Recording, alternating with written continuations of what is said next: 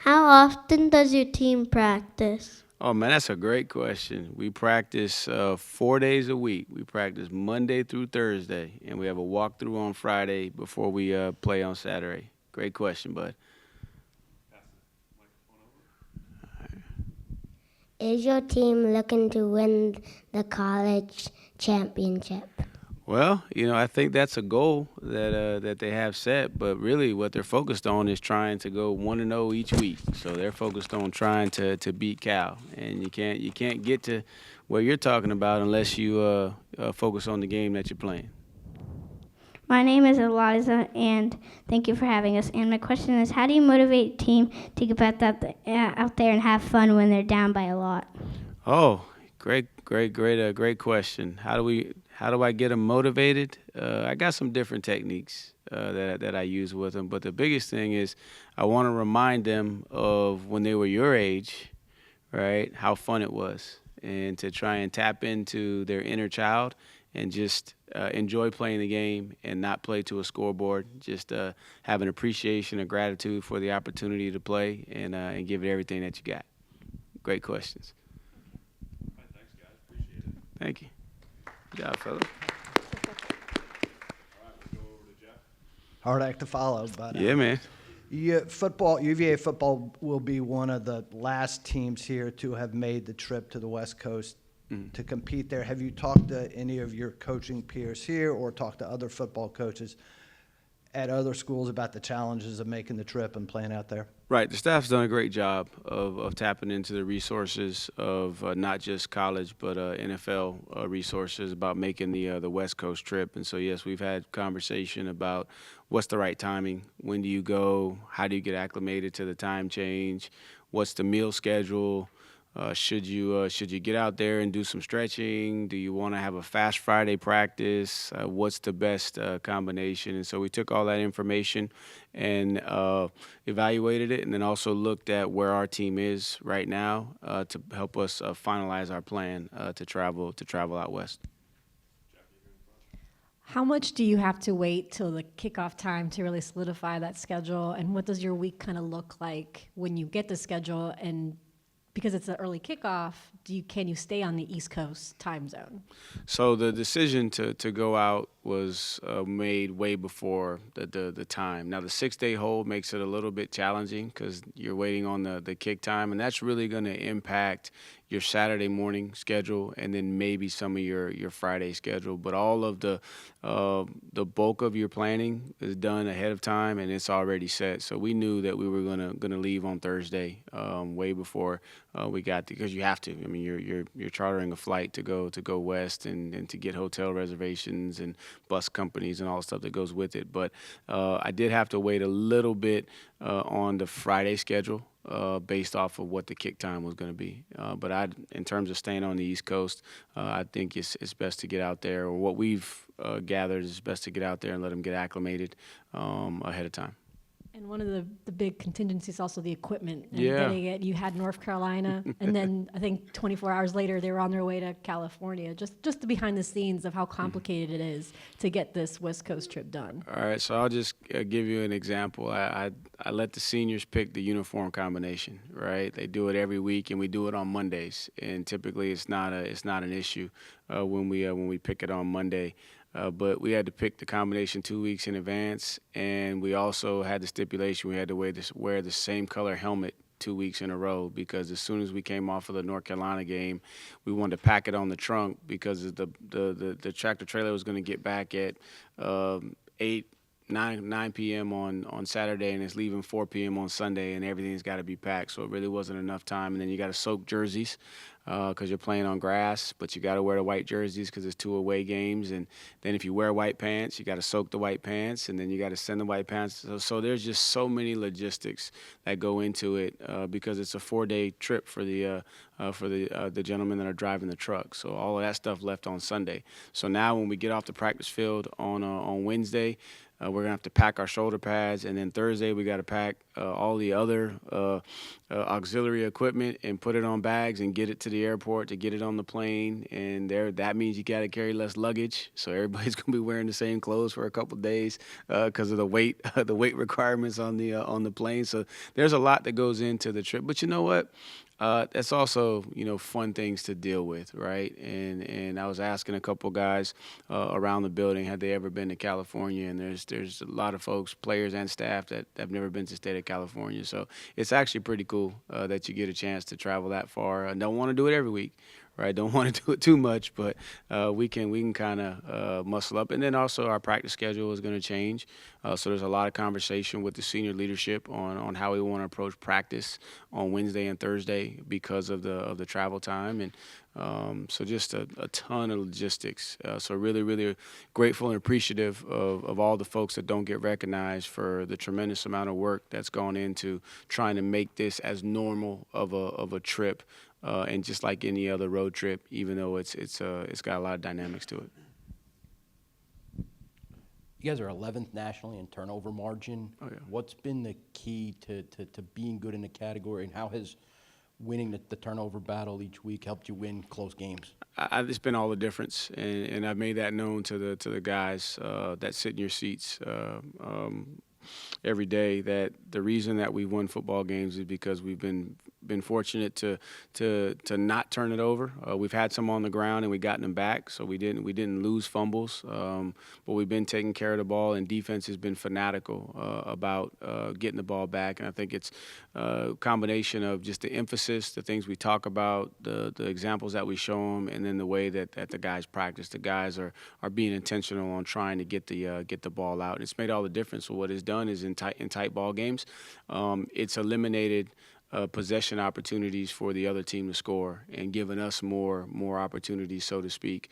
But then also it's kept us in close games to where when you eliminate those opportunities to score, then you're not chasing points, man. You're battling in a tie game or a close game or a one-possession game. It stays a one-possession game, and it doesn't become a two-possession game. And then you guys have a really good linebacker in Cam Robinson. They have one in Cade Vale. Yeah. What stands out about him, and do you guys have to know where he is at all times on when you're on offense? Yeah, I mean he's I think maybe top in the country in pressure rate as a linebacker, right? So I mean he's really good. So you do have to know where he is, but he's very instinctual. He's a violent player. He's got great athleticism. He can do multiple things. So you do need to know where he is at all times.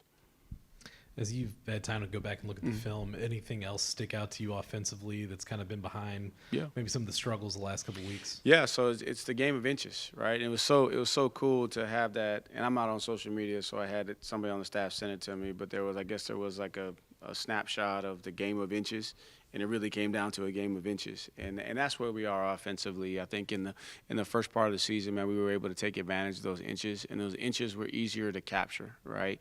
As the season goes on, those inches are much more difficult to capture.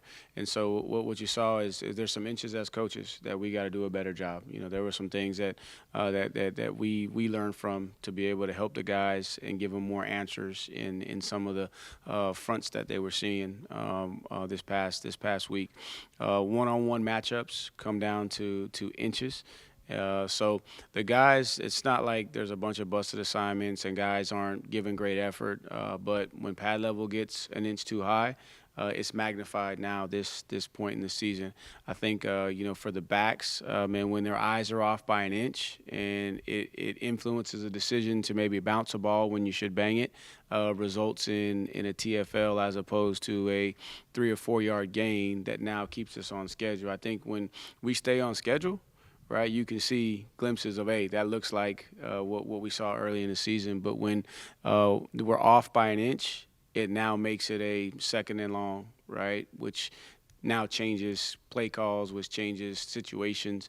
And that's really what it is. And the guys own it. And then, fundamentally, when your technique is off by an inch, when you miss on a punch, by an inch, man, it's magnified. And when your footwork is off by an inch, and that's the beauty of offensive football, and also the challenge. It takes all 11 guys, on the same page. But They owned it. We owned it as coaches. We're going to get better, and I'm excited to see them come out this week. I think that's the great thing about the game of football is there's always humbling opportunities for you to get better. So I'm excited to see these guys get out there and get after it because it's just it's really a game of inches, and I think you're seeing that, and it's really been fun because now like you can talk about things differently with this team, and I told them that in the month of October you got to separate, right?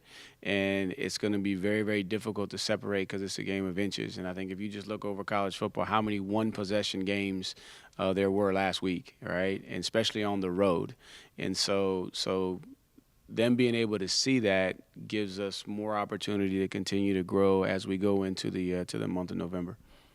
You mentioned on Saturday Jason Brevard just coming up with another clutch play, but when you brought him in, he obviously wasn't a nickel back at Morgan State. What made you think that he had the ability to play that position so well? Right, his flexibility, football intelligence, and then as you started to see him spend time in our weight room, his body develop and change. And so when you can have a guy that has the ability to cover like a corner, but then also is big enough to be physical enough to come support the run, then you feel like you got an opportunity to have a guy that's very, very flexible, and so you don't have to change personnels. You can react, you can respond to tempo with that kind of guy. So I think it was his skill set, and then his body started to grow. As he spent time with our folks in nutrition and strength and conditioning. Anything in the voting among the players for permanent captains surprise you? No. I will say that when we tallied up the votes, I think we had 32 players receive captain votes, which is a lot, which tells you that there's tremendous leadership all the way around, not just from the guys that were selected captains. We had 6 guys that were 30-plus votes apiece, which tells you, man, there's a lot of leadership. So it was good. It was very organic, and that's what they wanted. And man, I'm so excited for the guys that were captains. But then also too, want to encourage the guys that may not have been one of the 4. We got more than just 4 team captains on this football team, and I think the results are proving that there's great leadership. So was a cool honor. I was very fortunate. I wasn't expecting it as a player, but I was selected a team captain, and I think that's really, and I'm not just saying because it happened to me, but I think that's one of the highest honors you can receive in the game of football. That accolade that your teammates, and it was no coaches voted. It was strictly the players voted, and it was the whole roster. You pick 4 guys that you want to select as captains, and then when we tallied it up, it ended up being Jaw Carter, James Jackson, Chandler Morris, and Say Jennis. A couple weeks ago with the Stanford game, you said that it was a cool opportunity to have a very much out-of-market ACC team come to get you guys some new exposure. Now the program is making its 4th trip to California ever. What are you hoping to showcase about your team in a relatively new ACC market? Yeah, just the brand of football that we play, fast, intelligent, tough, and we got several guys from the state of California on our roster. And I think we all know that the Virginia brand, outside of football, I mean, it's global. Right, it's from coast to coast and all around the world, and now we are trying to create something from a football perspective that is synonymous with that, and so just excited to be able to showcase in a different market, and I think that we have a lot of things that can be attractive to folks all over the country. Of course, and Chandler Morris has been battling through that shoulder, finished the game. What are you hoping to see from Daniel Kalen this week, just in case? Yeah, I mean, what Danny's been doing every week, man. He's been preparing as though he were the starter, and man, he's ready for his opportunities. So no, nothing different, because in order for him to be ready, he's got to prepare like the starter every single week, which he's done. And I'm confident that if something were to happen, that he'd be ready to jump in there. And I think the guys will have confidence in him as well. course, in North Carolina gave some trouble to the run game last Yeah. week. Cal gave up 357 yards on the ground to Virginia Tech. How are you hoping to reestablish the run game this week? Yeah, well, we're not going to focus on what happened last week from a statistical standpoint because it's a good football team we're getting ready to go up against. And so for us, it's back to us doing what and controlling what we can control. So I want to see our pad level down. I want to see our hand placement to be better. I thought that was one of the biggest differences in the game. I felt like for the first time we didn't win with our hands. The matchup at the line of scrimmage, right? I thought North Carolina did a really good job of hand placement and using length and not allowing us to get to them. They got to us first in some instances. So I want to see us reestablish the hand placement and win the hand fight. I want the backs to be decisive and a little bit more when they're decisive, squaring up their pads and hitting it downhill and turning a 3-yard run into 6. And I think that was the difference, right? And sometimes when it's perceived that you may be struggling, now you're trying to hit the home run instead of taking the base hit. And I want us to just take those base hits and if it's blocked for 4, get 4. And let's try to push it to 6, right? As opposed to if it's blocked for 4, well, we don't see the 6 and now we're at 0, right? Because we're trying to do too much. So just get back to focusing on us and what we can control, get our pads down, win with our hands, and then backs be decisive with your eyes, and let's go forward and fall forward. And I think that will turn into when you swing and you're trying to make contact and you're hitting base hits, the home runs will come. You'd been playing for a few games there without your starting offensive line. Mm-hmm. You get Brady back, but is it as simple as you get a guy back, or is there a process of getting that group back? Well, I think offensively there's rhythm, right? And I thought Brady did some really good things. There was also sometimes you could see where, okay, he might not have played in 3 or 4 games. So I think the rhythm will reestablish itself. I don't know if it's easy as just, plug and play, especially offensively. But, man, the guys battled. They found a way. Right, and we know the things we got to clean up, and I'm excited about the way they returned to practice yesterday. Right, I think that they understand that the offense that was once being praised, that's now kind of being questioned a little bit, is the same offense that's sitting in this room. It's the same guys. And as I tell them, it's not far from the penthouse to the outhouse.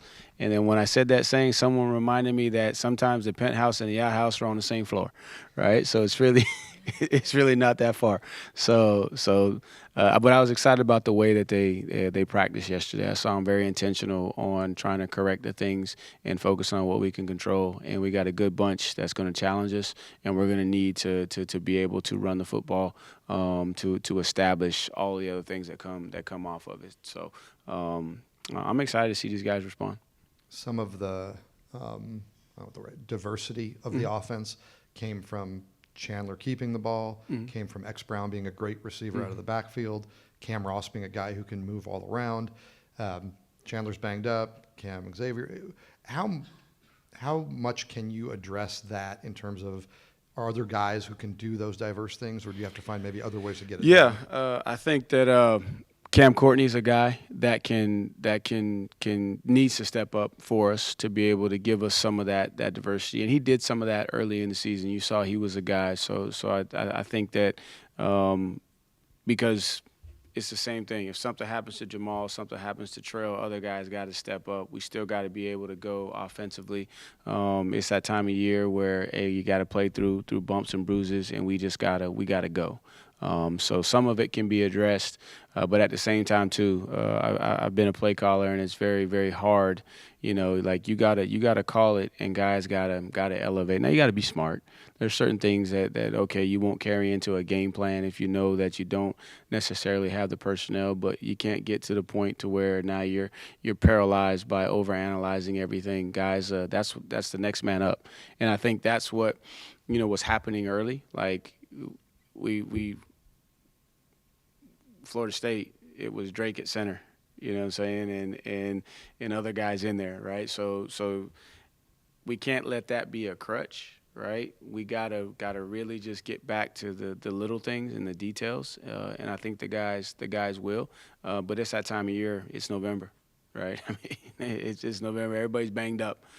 Guys got to make plays. Playmakers got to make plays, and then we got to do everything we possibly can to put them in the best position possible. And I'm confident in the staff, and they've been doing that. They'll continue to do that, and I'm confident that guys, given an opportunity, will step up. And I may have missed, but what was the latest on Cam and X health-wise? So X is unfortunately going to be out for the remainder of the season. They did confirm that it is an ACL, so he'll have to have surgery. And Cam Ross should be back this week.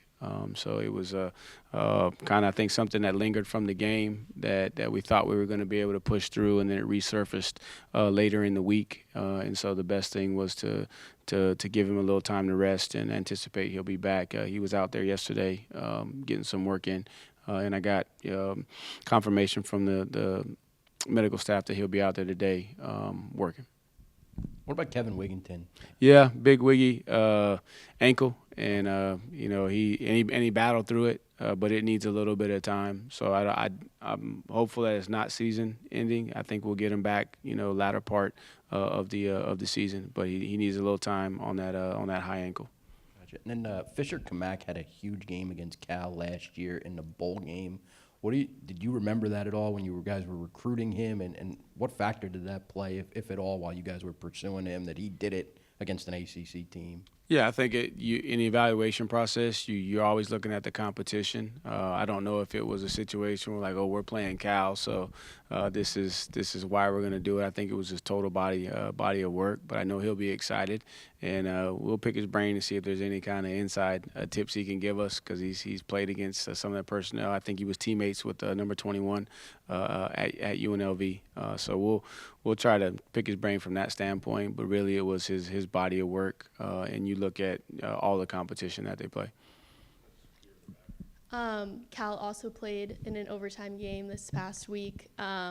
Overall, just what kind of sticks out about that team to you? Yeah, one, they got a very, very good quarterback that's going to be special for many years to come, and that's where it starts. Number 21 is electric. I mean, he's a do-everything kind of guy. They got great size at receiver and run well. They got an ACC, a former, I guess I could say East Coast ACC running back. That's a really good back. They're long up front. They're big. They can run the ball. They can throw the ball. So they present tremendous challenges offensively, and then defensively. Offensively they're very well coached and very well coordinated. But on defense, man, the guys are where they're supposed to be. They got a ton of confidence in the scheme. They got multiple D linemen they can roll in and keep those guys fresh. We already talked about the linebackers, one of the best in the country, and his running mate's pretty good too. I know Zero gets all the attention, but 41's a really good football player, so they can stop the run with 6 if they need to.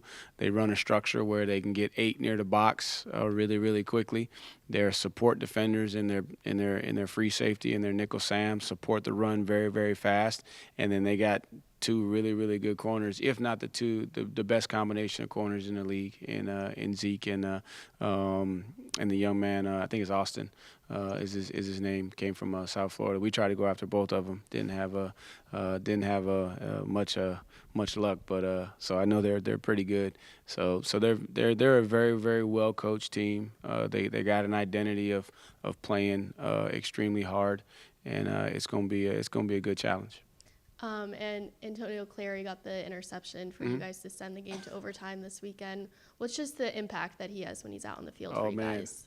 He's about like a coach. I mean, he's been here forever. We pick at him because he's been here for a while. But that's the most snaps that he's played, and just happy for him, because you know that anytime you've had multiple ACLs. Man, it's tough, and just for him to battle back and to be in that position, and then unfortunately Mentor goes down, which Mentor's he's gonna be fine. He was able to play and return, and but now Clary's got to play 60 snaps, and huge play there, which took points away and an opportunity. Again, they complete that ball. Now they're down inside the red zone. But Manny makes a competitive play that tips it in the air, and just happy for him. I mean, he's one of those guys that was a very, very high vote getter for us from a captain perspective, and he's a guy that I really lean on. Matter of fact, we were in my office not too long ago just having a conversation, he and I. So just super happy for him. If you could just remind us, with the captains, would they wear the C patch on their jersey or no? That's the plan. They're gonna put the C. In my past, it always was a end of the season. You voted after the season, and then it's always interesting too, because coaches, we might have a different perspective, but we only see, really a small portion where you're not in a locker room all the time or with them when they're out in public. So it's really the teammates. But the plan is, and they came to me last year before the season and said we'd like to vote after a game 8, and I said, hey, I'm all for it, and just give me the parameters, the process to be able to prepare it so that we can do it. And the plan is to put the C's on their jersey. The only thing that I gotta clarify, the one question we didn't get answered yesterday because we had a lot of other things to will they be the ones that always go out for the coin toss? And the reason is because in the past what I've done is given every senior or as many seniors as I possibly could an opportunity just to experience that. So I would imagine this week those 4 will walk out, but there could possibly be other guys that might be game captains, but the permanent captains will have the C's on the jersey. Sure. And there's now 8 or 9 Power 4 openings. It's been a huge storyline across all of college football this year. From your perspective now, whether it be through Heart or through the added investment to the program, if you could be a advisor to some of these Power 4 programs, how would you say the right way to build a program is? Oh man, that's a tough one. I think it's different everywhere, right? I think that you got to have a plan.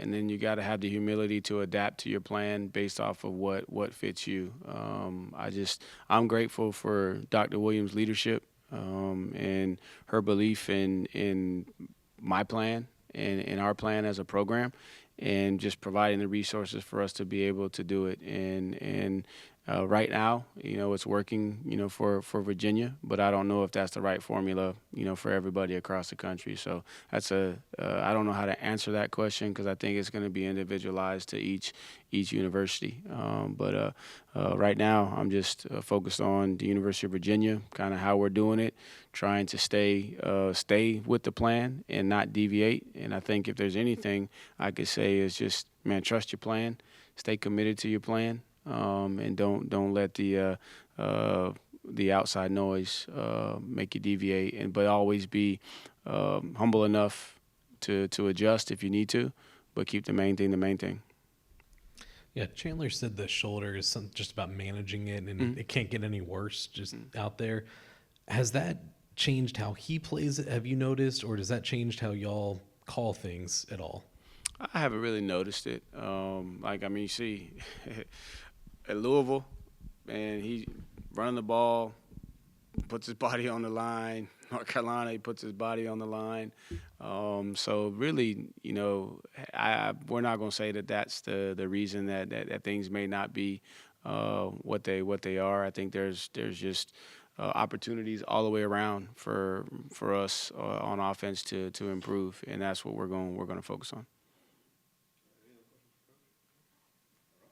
All right. Hey, y'all did a great job. How about y'all? Oh, yeah, come on.